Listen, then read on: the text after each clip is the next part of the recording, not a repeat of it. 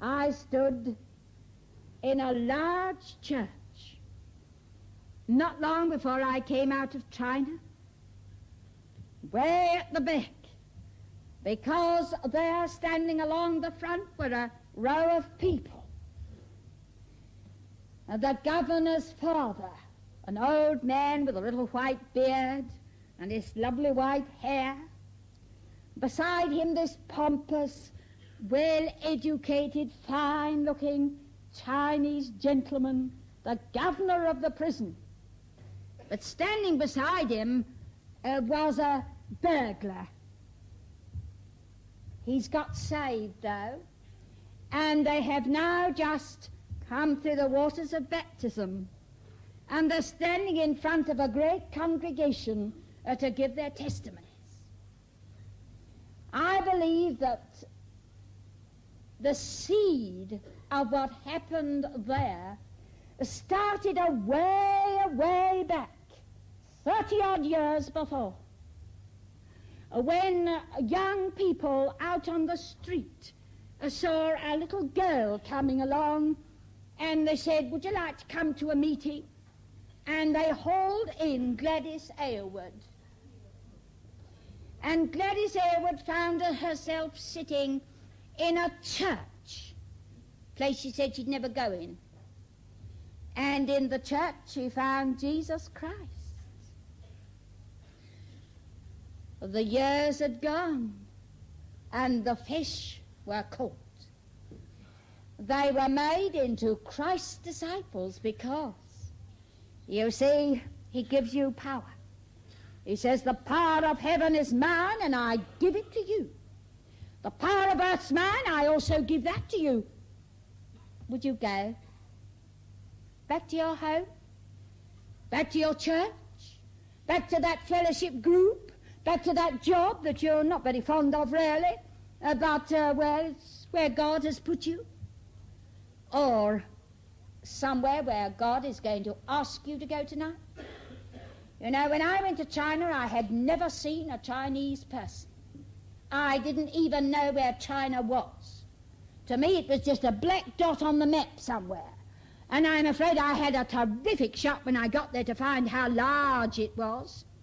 I only knew that little green island of England, and now before me stretched that great, huge, wonderful and beautiful land with its teeming millions of aching, hungry hearts.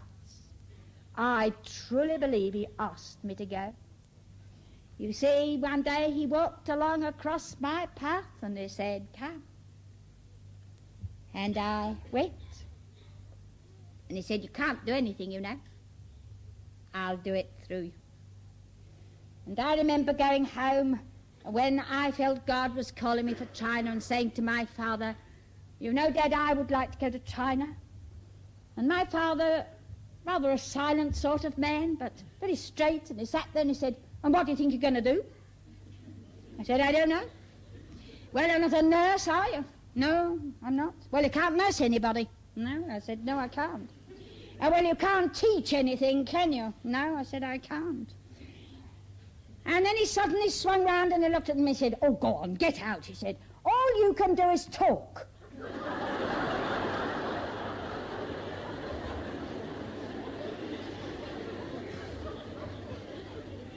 And I remember turning back and going out aside the kitchen door and standing in that little passage at the bottom of the stairs and, having a little weep.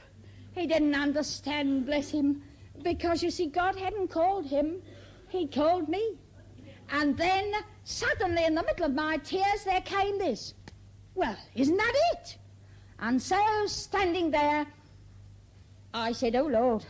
Well, he said, "Talk." Well, all right then, I'll talk. And I'll talk, and I'll talk, and I'll talk, and I'll talk. And I'll just keep on talking, but it will be for you. Nobody, least of all my dear father, dreamed of how true his words were going to become. For almost from that very moment, God put words into my mouth, and I talked solidly ever since. And I wondered why God had sent me. Sitting one day, I listened to the conversation of two men, and I understood that the largest place in the centre of the city without the gospel was the prison. And so several days later I went to see if I couldn't get in. Well, I got in, and the Lord did some very amazing things. There was a young man in this prison who was a murderer. He hadn't been executed simply because he was too young. Very disgruntled, very unhappy. The next day he got involved in a fight in the prison, and the guards rushed in the afternoon and found him in the middle of the fight sitting on another prisoner's chest.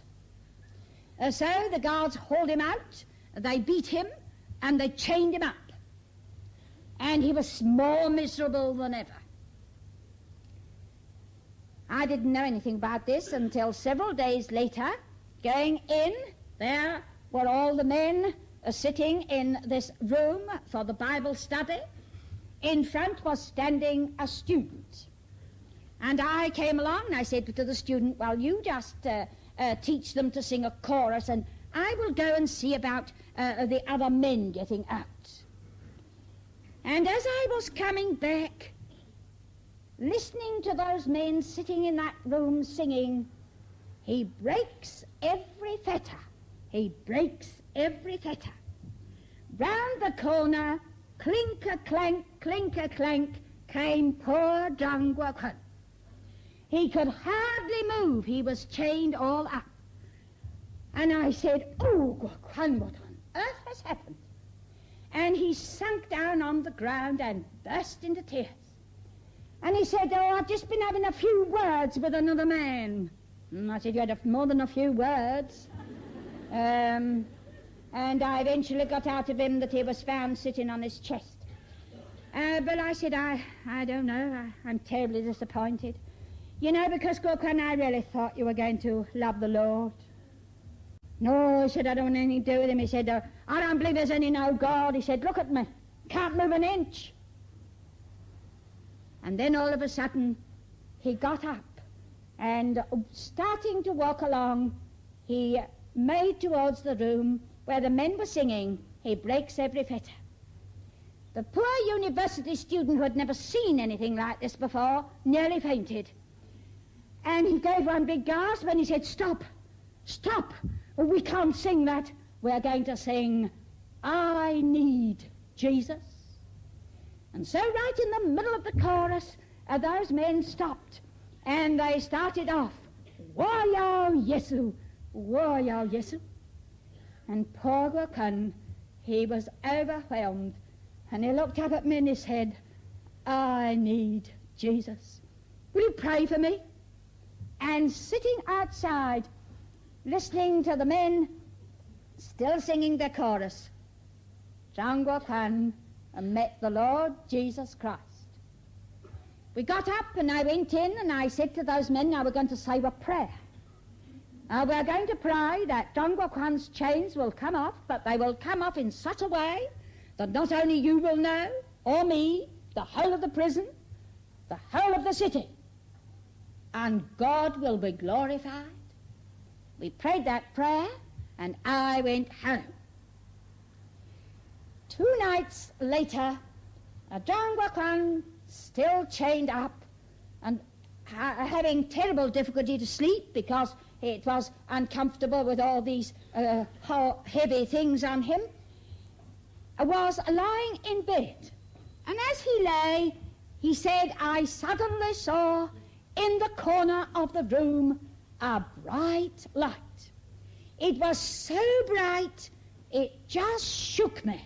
I had never seen anything like it before. And I looked and I looked, and I discovered it was the form of someone.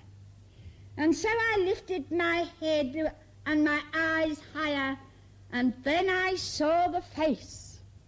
And I said, oh, Lord Jesus, and it's you. And the Lord Jesus said, Yes, it's me. And I just wanted to look and look and look. He was so wonderful. Then he looked at me and he said, Dangwa Kwan, get up and follow me. And so he swung round on to the edge of the bed, and with his feet hanging over, he sought to struggle to get up. And as he was struggling, the form moved from the corner and came out through the middle of that filthy cell. And as he sat, brushed past him. And he said, as his clothes brushed past my legs, there was a most wonderful fragrance. It was wonderful. And I was just overwhelmed with that wonderful scent. And while I was just taking this in, he passed me. And then the other men in the cell, or 6 in a cell, they woke up. And he said, "Oh, men, get up quick. The Lord Jesus Christ is in this cell." And the men woke up to watch this bright light disappear through the wall. The guard outside heard the noise of the men getting up and banging, because now it was quite dark. The light had gone. And he threw open the door, and the first person he grabbed was, of course, Jangwa Kwan. And he hauled him out, and he dragged him down the corridor. When he got into the middle of the corridor, Jangwa Kwan said, "Oh," he said, "look." And there in his hands were the chains. He was holding them, pulling them along behind him. And the guard simply shook, and he said, "Oh, how did they get off?" "The Lord Jesus Christ took them off." "Oh, well then, you better go back and don't say anything till the morning, and then I will report that I unlocked them in mistake." And so he pushed him back, chains and all. But the next morning they faced a terrific problem in that the key to unlock those chains hung on the wall of the governor's office. And so it went from this warder to that guard, from that guard to the head guard, who found himself standing in the governor's office. And presently Jangwa Kwan found himself standing in the governor's office, holding a bundle of chains in his hand. And the governor said, "How did they come off?" "Jesus Christ took them off." "Oh." "Put them on the table." I saw them lying on the table, still locked up. And over the table, when I got there, was the governor. And he said, "You know, this is extraordinary, isn't it?" "No," I said, "it isn't. It's just the Lord Jesus." We prayed, you know, that he would do this. "You didn't unlock them, did you?" "No." "Where's the key?" "Behind my back." "Will you prove it?" "Yes, I will." But he said, "You know, I want to do something, because the men tell me there is a wonderful fragrance in that cell, and I am very anxious to smell it. But he said, you see, it would be very difficult for me to go up there just to smell that smell, wouldn't it?" Well, I said, "I think you could have a sort of routine sort of examination, and just I'll come along with you, because I would like to smell it too." And so we went. And there in that filthy cell was the fragrance of Jesus Christ. And Jesus, going towards them, said, "Come." And they came. What for? That the fetters of sin might be broken, that men might be free. Catch fish. And Jesus now says, "As you've caught fish, would you catch Men